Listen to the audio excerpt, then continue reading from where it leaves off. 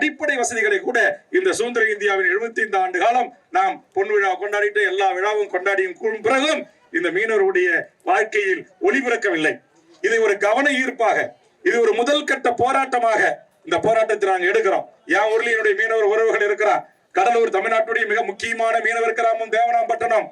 அங்க இருக்கிற சொத்திக்குப்பம், அங்க இருக்கிற பல்வேறு குப்பங்கள் இருக்கிறது. நாங்க நினைச்சோம்னா அங்கிருந்து ஒரு 100 படகுல இரவோடு எல்லா படகுலையும் ஏறி இந்த நாட்டுக்கு மிகப்பெரிய சட்ட ஒழுங்கு பிரச்சனையை ஏற்படுத்த முடியும் எங்களால். ஆனா நாங்க சட்ட ஒழுங்கு பிரச்சனை ஏற்படுத்த நினைக்கல. இங்கே ஒரு சில நியாயமான கண்ணியமான மீனவர்கள் சொன்னது போல் நாங்கள் இங்கே சிங்கள அரசிடம், எங்கள் ஒன்றிய அரசை, எங்களை ஆளுகின்ற ஒன்றிய மத்திய அரசே நீ பேச்சுவார்த்தை நடத்து.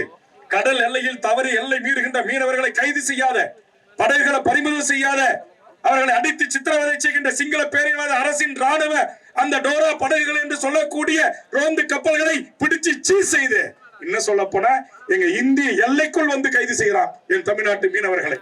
இந்த அநியாயத்தை, இந்த அக்கிரமத்தை இந்த மண்ணில் கேட்பதற்கு நாதியற்ற ஒரு இனமாக, ஏன்னா பிரித்தாளும் சூழ்ச்சி, மீனவர்களை பிரிச்சிடறான், ஜாதியா பிரிச்சிடறான், மதமா பிரிச்சிடறான். கிறிஸ்துவ மீனவர்கள், இந்து மீனவர்கள், ஜாதி மீனவர்கள்.